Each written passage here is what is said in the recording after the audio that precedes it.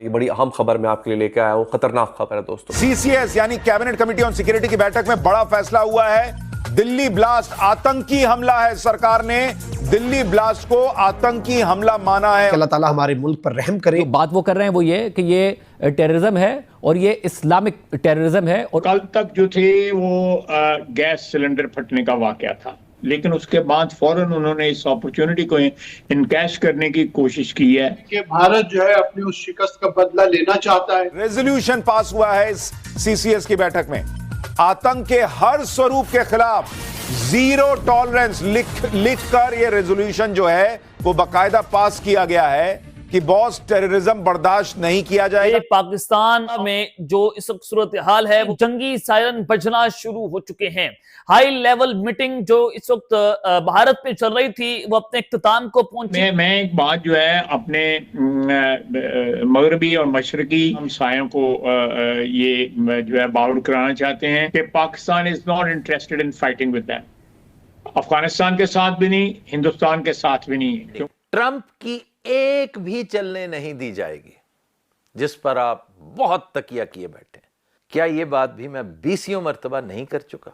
आपके सामने ही सब कुछ आने वाला है। और आपको याद होगा कि कई मर्तबा मुख्तलिफ दोस्तों ने कहा कि भारत तैयारियां भी कर रहा है, तो इस बात का खदशा था। अब वो अलहदा बात है कि भारत किस अंदाज में पाकिस्तान पर हमला कर रहा है। This bomb of Delhi is decided by us as an act of terrorism.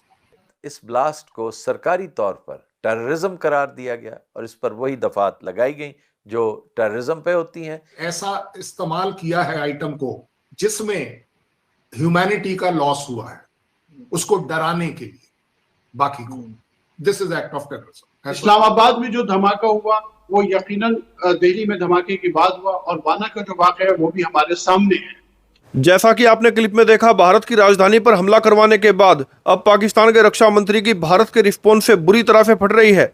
दरअसल आज सीसीएस की बैठक हुई जिसमें यह फैसला कर लिया गया है कि ये जो दिल्ली पर हमला हुआ है ये कोई दुर्घटना नहीं थी बल्कि एक सोचा समझा आतंकी हमला था। सीसीएस की बैठक में दिल्ली हमले को आतंकी हमला करार देते हुए सरकार की तरफ से कहा गया है कि इसके ऊपर नरमी नहीं बरती जाएगी और आतंक के हर स्वरूप के खिलाफ जीरो टॉलरेंस की नीति अपनाई जाएगी। बाकायदा सीसीएस की बैठक में लिखकर ये रेजोल्यूशन पास किया गया है और दुनिया को बताया गया है कि दिल्ली हमला कोई दुर्घटना नहीं बल्कि भारत पर एक आतंकी हमला था जिसका जवाब भारत अब जल्द देगा।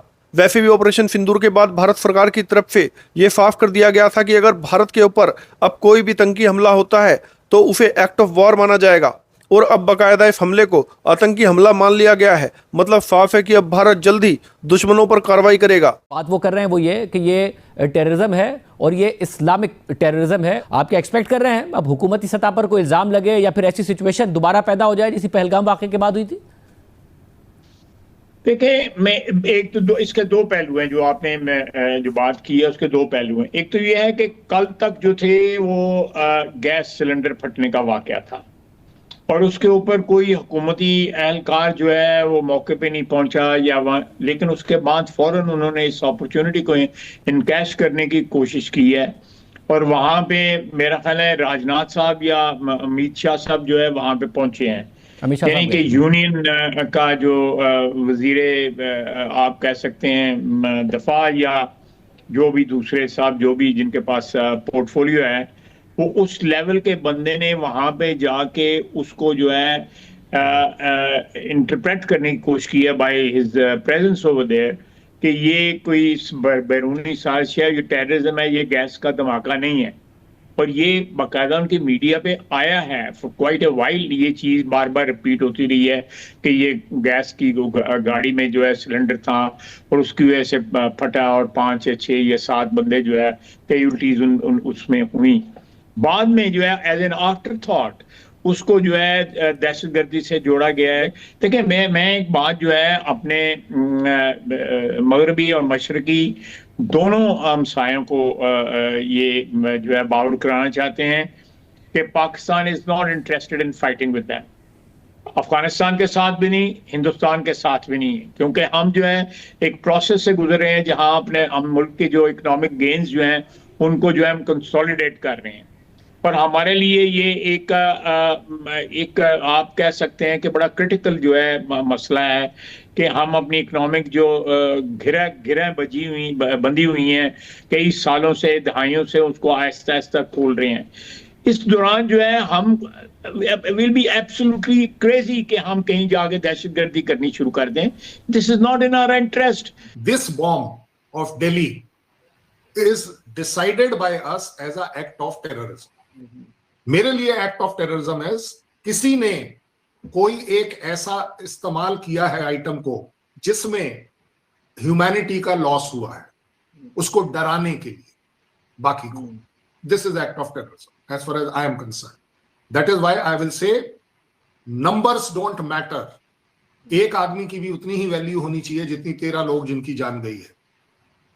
लेकिन क्यों गई है वो, it is not a accident, it is not a revenge, it is a act of terrorism. क्योंकि वो जो तीनों डॉक्टर, पांचों डॉक्टर, जितने भी सारे आप जो इसमें इन्वॉल्व लोग हैं, उनकी दिल्ली में चांदनी चौक से क्या एनिमिटी थी?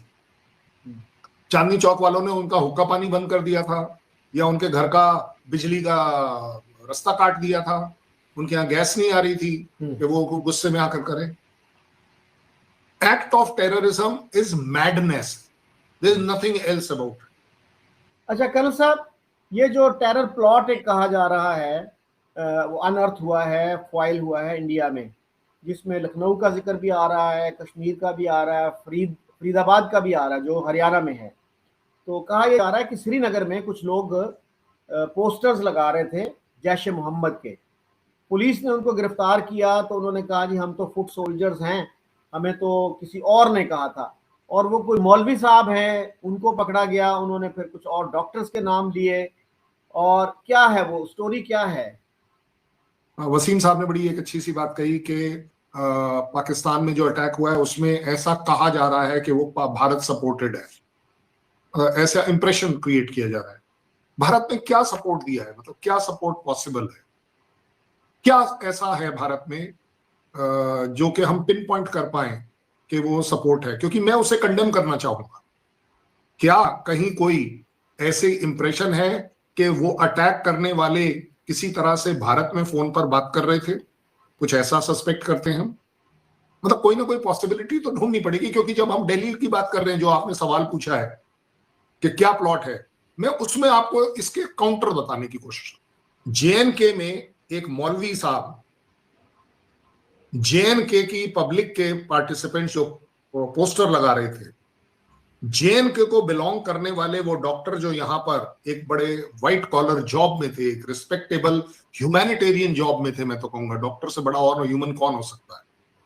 इन सब चीजों में कनेक्शन क्या है? जेएनके जरूर आता है, ये तो हमें मानना पड़ेगा। अब आती है बात कि मीडिया ने पाकिस्तान का नाम या पाकिस्तान के तारों के बारे में बात करनी क्यों शुरू कर? भाई मौलवी ने अगर पकड़कर, उसको पकड़ने के बाद कोई स्टेटमेंट दी है, चाहे गलत दी है सही दी है मुझे नहीं पता, वो तो इन्वेस्टिगेट होगी, बट अगर उसका कहना है कि हाँ जी मेरा हैंडलर पाकिस्तान में है, तो मुझे ये बताओ मैं क्यों बिलीव ना करूं?